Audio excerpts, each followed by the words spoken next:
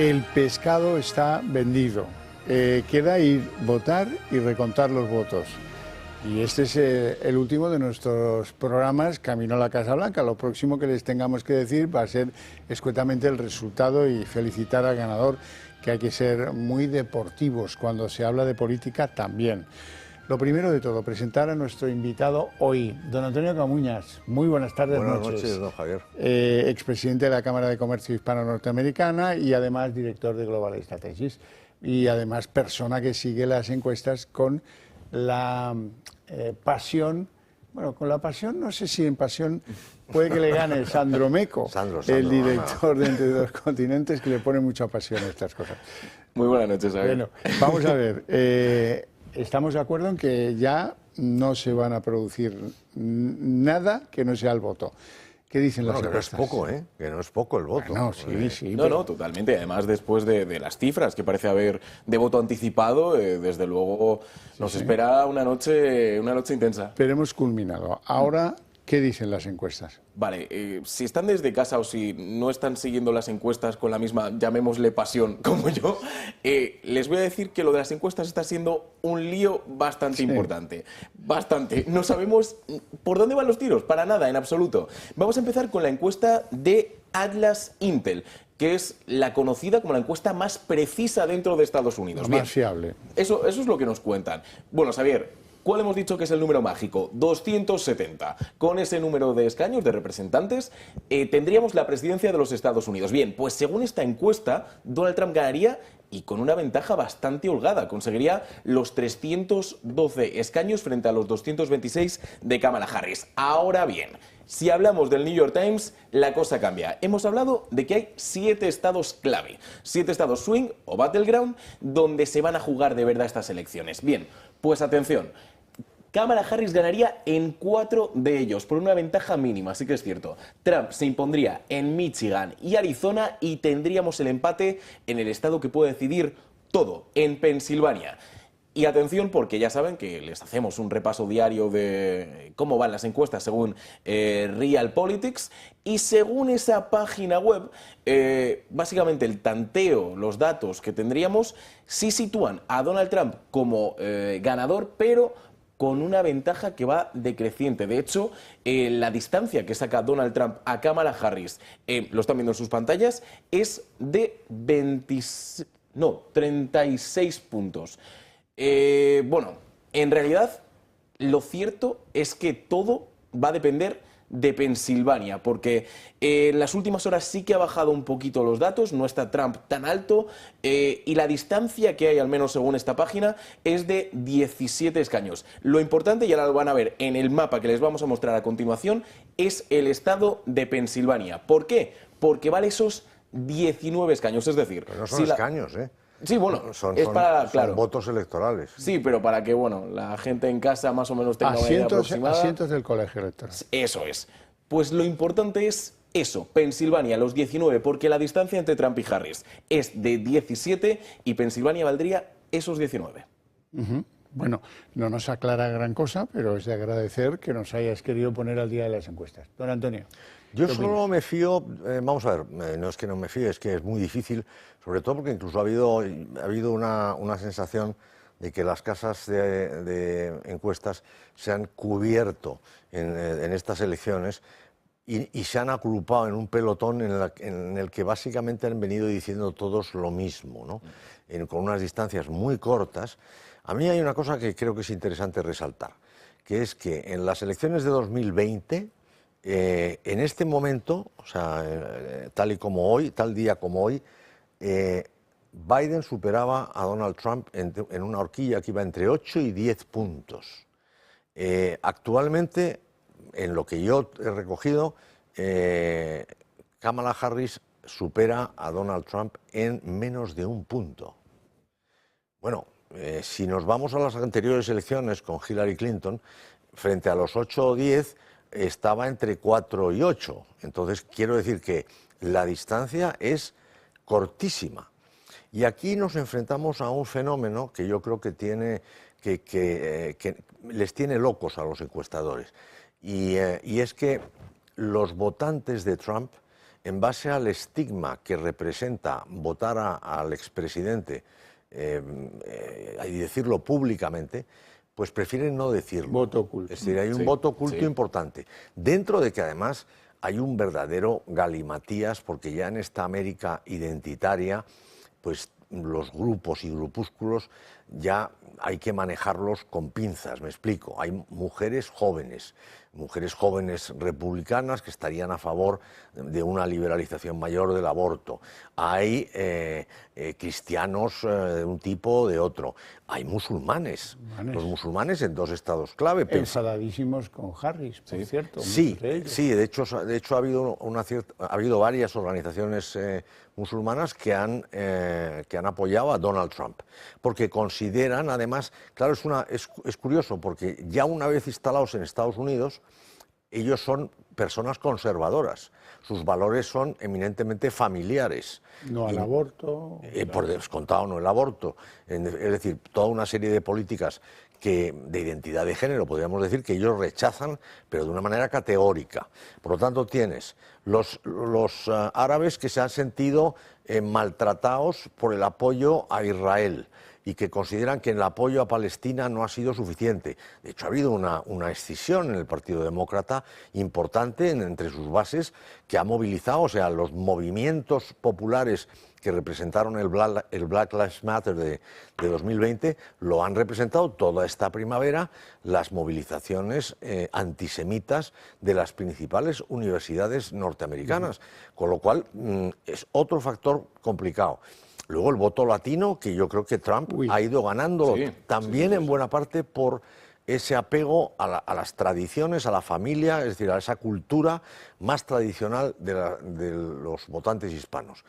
Y los votantes negros, que también se sienten zaheridos y excluidos de una sociedad por motivos laborales, en muchos casos, pero en otros por el papel que están representando ahora mismo esta cultura heteropatriarcal que se les echa en cara y que ellos, lógicamente, se defienden y consideran que se está abusando de la posición de la ideología de género, que tiene toda una serie de complicaciones, como hemos comprobado.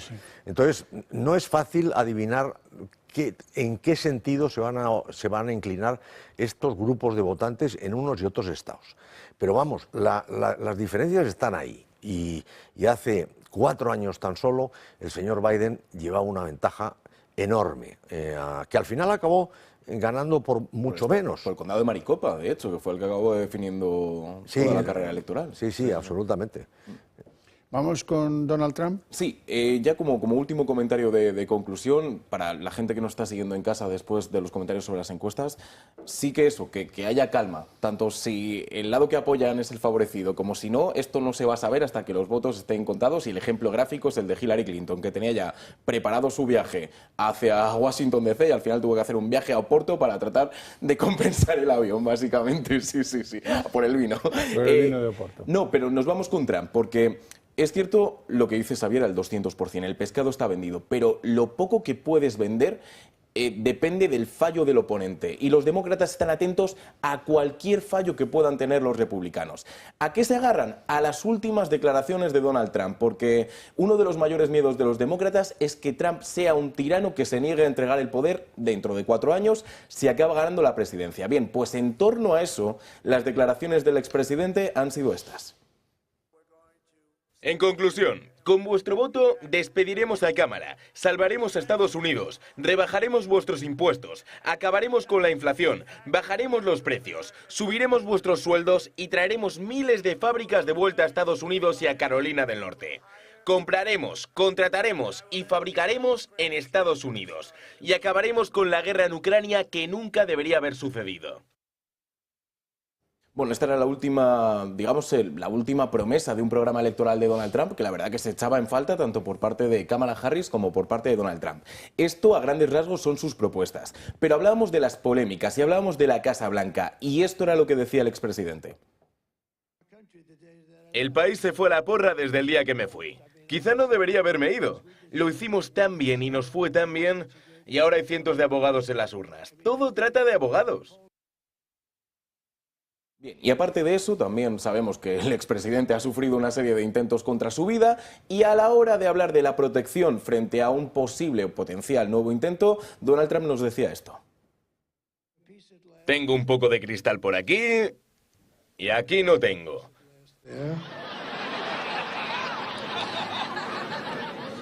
Tengo un poco de cristal por aquí. Pero es que todo lo que tengo delante aquí son a las fake news.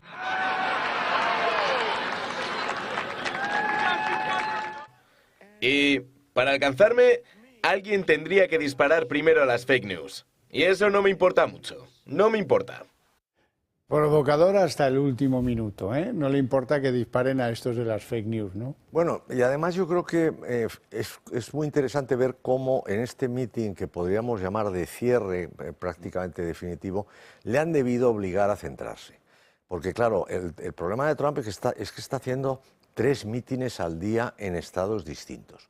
Por mucho que tú quieras, y eso basta con hablar con cualquier político de cualquier partido, y lo hemos visto de hecho, que se equivocan porque ya no saben ni dónde están y confunden los nombres del candidato al que están apoyando. Bueno, y de hecho, perdóname Antonio, hoy tenía Trump otros 3 mítines. Ha tenido uno en Carolina del Norte y ahora está de hecho hablando en Pensilvania.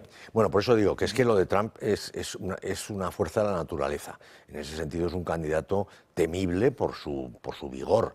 Ahora, yo también creo que hay un factor primero de atontamiento en lo que se refiere a un mitin tras otro, y luego de cansancio y aburrimiento. Y yo creo que este hombre se aburre, es decir, que una vez que ya porque empezó la campaña muy centrado, pero la verdad es que en esta última fase, y yo estaba diciendo, vamos a ver, le tendrán que decir algo, porque es que, es que no dice ya más que lo que le apetece, y unos ataques personales que no vienen a cuento contra todos sus ex colaboradores, y que notas que lo que está es ya sin guión, aburrido de decir lo mismo, y entonces me ha sorprendido mucho este segundo corte, el que han puesto primero, en el cual él ha hecho una reseña pormenorizada de todo su programa. Eso obedece a que, céntrate en tus puntos fuertes, no divagues con cosas que no te aportan nada y que lo único que te pueden generar son controversias, como esa, que no tiene mucha importancia, la de los fake news, porque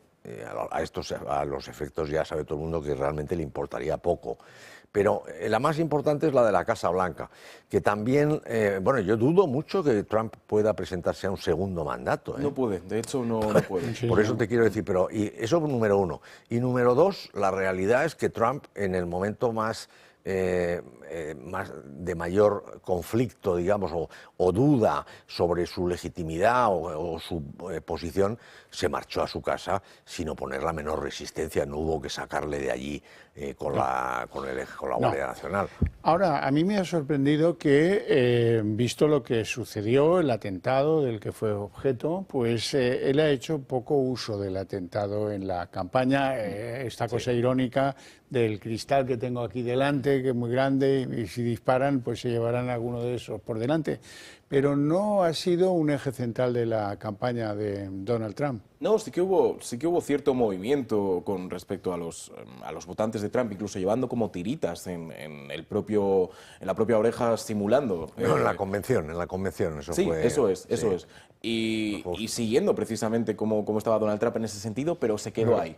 Entonces, sí. Cuando arranca la campaña, él se olvida del tema. Pero yo eso lo he explicado, lo he intentado explicar en alguna ocasión.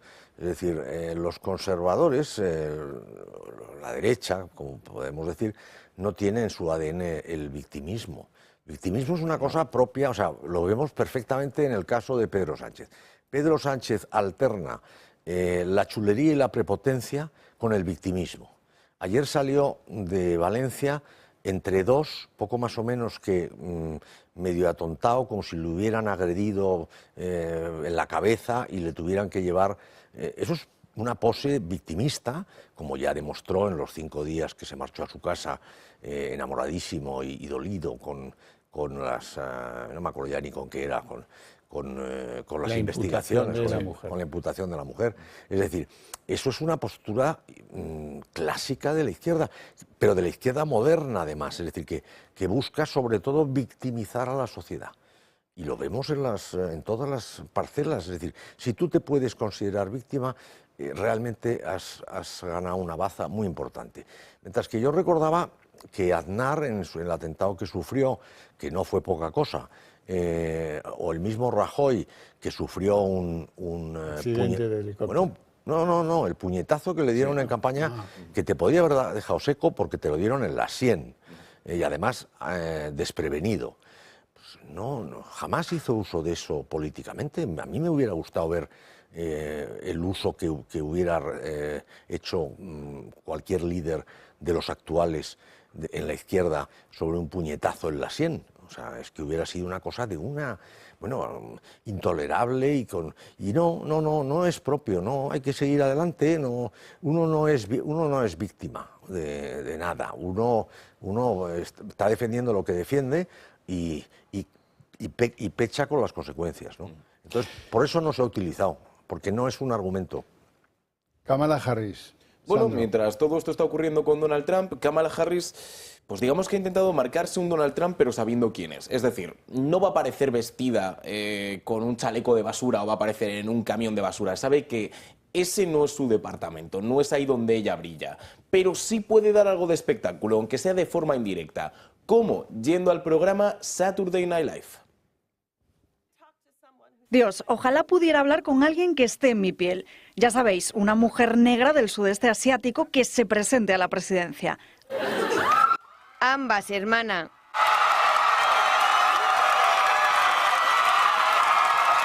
El pueblo americano quiere acabar con el caos. Y el drámala.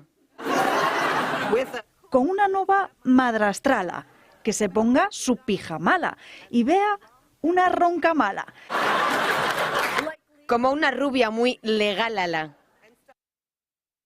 Bien, esto sobre todo es para intentar infundir, ¿no?, esa emoción que hemos dicho que en un primer momento tenía su campaña. Tendríamos que haber puesto un aparato de esos que simulan las risas en el estudio, porque gracia no nos ha hecho a ninguno de los tres, ¿no? Bueno, tiene un poco... En inglés tiene más gracia, y además, sobre todo, si ves lo que es la oposición del personaje que la imita, que está haciendo una parodia, con el personaje real. Es siempre chocante. Pero ni siquiera es original, esto ya lo había hecho Trump antes, exactamente Jimmy igual. Fallon, de hecho, en una entrevista que estaban los dos en un espejo y Jimmy Fallon imitaba a Donald Trump con Trump delante, en la campaña 2016. Sí. Eso es, o sea que ni siquiera es original.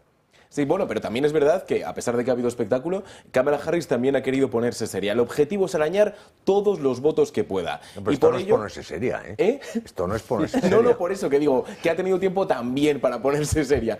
Y donde lo ha hecho ha sido en Michigan, con el objetivo de arañar cualquier voto que pertenezca al sector árabe. Quiero decir que este año ha sido difícil por la destrucción en Gaza y por las víctimas y desplazamientos en Líbano. Es terrible. Como presidente, haré todo lo posible para acabar la guerra en Gaza. Rebañar el plato, pero no atinar, porque los votantes musulmanes están muy enfadados con la administración Biden por la falta de compromiso para con ellos. Y esto se ha visto en mítines en todas partes, en Arizona, en Nueva York. Les persigue el fenómeno del Michigan, donde peor, claro, donde hay más. Sí, pero bueno, tiene que hacerlo en cualquier caso.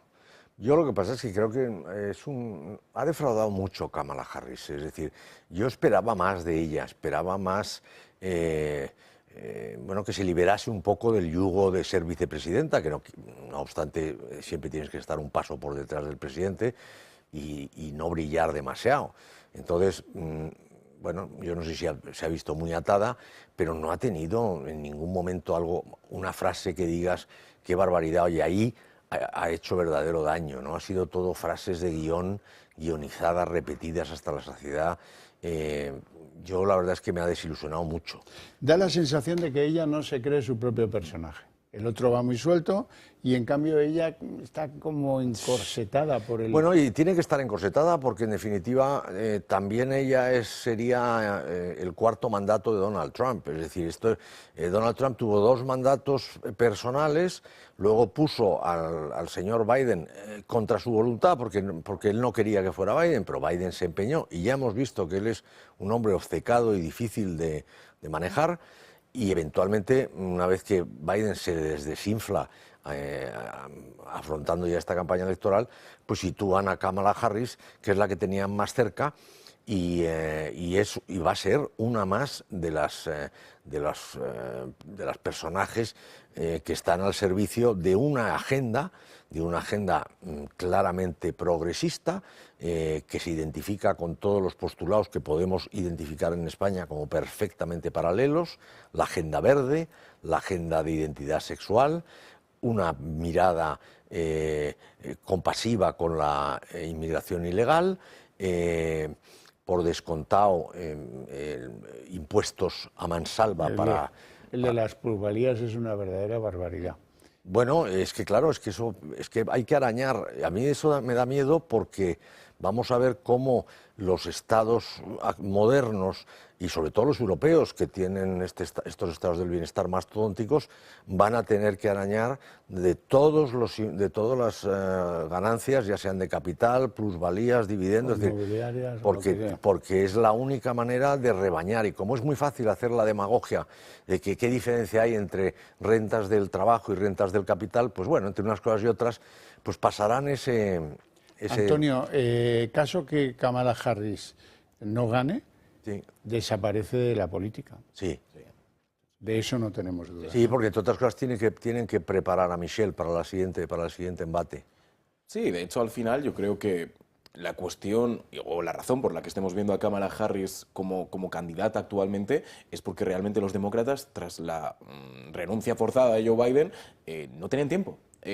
Kamala ha estado 107 días de campaña, ha tenido solo 107 días para hacer campaña, y es curioso porque se han hecho largos. Cuando mejor ha estado, yo diría que es al principio, el momento en el que fue declarada candidata. Para mí, en ese momento lanzó la que tendría que haber sido la vía: yo soy fiscal, me voy a por el criminal. Esa fue su primera frase y me pareció honestamente brillante, pero es que a partir de ahí es lo que has dicho. No ha habido imágenes, no ha habido frases, no ha habido momentos legendarios que puedas asociar a Kamala en esta campaña, como sí los ha habido, al menos en cuanto a imágenes, por parte de Donald Trump. No, y Trump ofrece además un perfil que ya de alguna manera se ha convertido en parte del paisaje. Es decir, resultó enormemente chocante en 2016, pero yo creo que a la gente, aunque haya encuestas que digan lo contrario, yo creo que les cae mucho más simpático y lo ven mucho más normalizado al personaje. Y desde luego ha intercambiado papeles con el Partido Demócrata. Ahora mismo son ellos es Trump quien representa a los trabajadores. Y yo tengo la sospecha de que Trump tiene muchas opciones de ganar. Muchas opciones de ganar. Sí, así parece. De todas maneras, Sandro, ¿quiénes han sido los grandes enemigos? Por un lado, de Kamala Harris y por otro, de Donald Trump. Bueno, pues vamos a empezar, si queréis, con el expresidente de los Estados Unidos. Vamos a empezar con Donald Trump porque lo vamos a particularizar en un hombre, pero representa a toda la industria de Hollywood, a toda la industria de la música. Vamos a hablar de Arnold Schwarzenegger, porque aparte de ser actor, no hay que olvidar que Schwarzenegger fue un exgobernador republicano.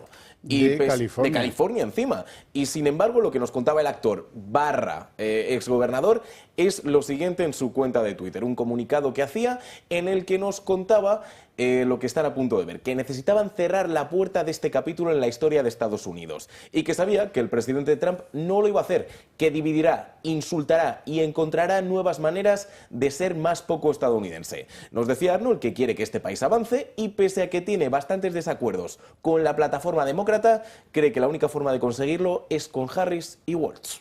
Bueno, sayonara baby a Donald Trump, eso es así. En cambio, ¿quién es el gran enemigo de Kamala Harris? Pues mira, aparte de Kamala Harris, que creo que es una de las grandes enemigas de Kamala Harris, lo que decía Xavier, lo tiene en casa y es nada más y nada menos que su predecesor, el actualmente presidente de los Estados Unidos, Joe Biden. Pero en serio, son tíos a los que quieres patear el culo. No sé si estás de acuerdo con esas dos definiciones de los dos. Bueno, vamos a ver. Biden, como hemos visto, él es un hombre que ha sufrido mucho el dejar, se resistió mucho a dejar la presidencia y está muy amargado. Es decir, no le han permitido hacer campaña prácticamente. le ha puesto palos en las ruedas, diciendo que ella estaba a su lado en todas las decisiones importantes, lo cual era dejarle un escasísimo margen de autonomía para decir, bueno, esto fue una decisión del presidente, en la cual yo no estaba 100% de acuerdo, no. Le ha cerrado esa puerta completamente. Solo al final consiguieron forzarle a decir que dentro de todo cada presidente imprimía su sello personal, que en su caso él había sido muy leal a Obama, pero que su presidencia obviamente había tenido sus distintivos personales propios. Eso por un lado. Esto último ya es que ha hecho 3 seguidas para ver si le toca las narices, ¿no? Y en el caso de Schwarzenegger, o sea que sí, que en el caso de Biden es muy claro que él está de alguna manera devolviéndosela. En el caso de Schwarzenegger también es comprensible, porque Schwarzenegger no deja de ser un inmigrante. Es un señor que viene de Austria, y que llega a Estados Unidos pues en base a su físico. Es decir, yo entiendo ese sentimiento de ser aceptado por un país que en aquel entonces aceptaba a todo el mundo de una manera, cuando tenía algo que aportar, claro, sobre todo. Es decir, y había otro clima completamente distinto. Y más allá de que él vivir en California te marca mucho. Es decir, es un hombre que tiene políticas claramente a favor de la energía verde, del cambio climático. Es decir, hay una serie de aspectos en los que él ha ido evolucionando como un demócrata, con independencia de que además se casó con una demócrata de pro. Eso es. O sea que, en ese sentido, yo es que lo entiendo. Es decir, si lo hablábamos el otro día precisamente, si yo fuera Schwarzenegger, o tú pones a Ronald Reagan en vez de a Schwarzenegger, y a Ronald Reagan le parecería terrorífico a Donald Trump. Porque la verdad es que la política ha evolucionado hacia unos parámetros de confrontación permanente que da miedo. Pero es verdad que o tú te opones frontalmente y de la manera más firme a la ola que te viene encima, o si no te va a llevar seguro. Entonces, claro, tienes que tener un señor que no le importe nada que le acusen de crímenes que muchos de ellos no son ciertos, que tiene todos los juicios pendientes, sabiendo que pues ya se verá lo que pasa. Es un hombre con un aguante personal insultado, mortificado, porque es ridiculizado hasta límites insospechados. Tienes que ser una verdadera bestia para aguantar todo lo que es la maquinaria de la agenda progresista en tu contra, y además de forma, que es lo que decíamos antes, por eso la gente también se resiste, porque dices, votas a Donald Trump y que eres un fanático, un radical. No, es que la alternativa puede parecer, como le parece a Schwarzenegger, mejor, porque es mejor aceptada por el establishment. Pero eso no significa que la dirección que lleve el Partido Demócrata no sea muchísimo más peligroso y muchísimo más lesivo. Bueno, de todas maneras sí tiene razón Schwarzenegger en algo. Una presidencia Trump, ya podéis apostar porque va a polarizar a la gente diariamente durante el tiempo que esté en la Casa Blanca. Bueno, va a polarizar y van a polarizarle, es decir, le van a sacar punta a todo. Y él además tampoco creo que eso le impresione mucho, ¿no? O sea que sí, pero es que el otro es tapar todo. O sea, yo lo que he visto durante la presidencia de Biden ha sido una prensa absolutamente dócil, con unas respuestas de unos portavoces lamentables, o sea, las respuestas lamentables. Y sin embargo, pues todo el mundo tragaba con las respuestas de la Casa Blanca, y daba igual que fueran absolutamente mentira, daba igual que hubiera contradicciones, daba igual que el presidente estuviera en un declive manifiesto. Todo el mundo ha estado ocultando esa realidad. ¿Por qué? Porque había que mantener el statu quo. Trump viene con gentes interesantes en posiciones como Elon Musk. Kennedy, por ejemplo, también. ¿Perdón? Como Kennedy también, por ejemplo. Sí, bueno, no, y el antiguo candidato, que todavía soy incapaz de pronunciar su... Vivek Ramaswamy, ¿puede ser? Sí, Ramaswamy. Sí. Pues son gente de primerísima línea. Sí. Y entonces lo que pretenden hacer es algo novedoso, en muchos sentidos. Puede salirle mejor o peor, pero lo otro ya sabemos lo que es. Puede salir mejor o peor en el caso de que gane. Sí. Que estamos en las últimas horas, pero todavía no, hasta que no certifiquen ahí el sello, no. No tenemos tiempo para más, lo dejamos así, esperaremos ansiosos los resultados y así se los vamos a contar, o sea que no sufran, que van a estar perfectamente informados. Así que os agradezco mucho la participación en el programa y a ustedes su interés desde sus hogares. Nos vamos.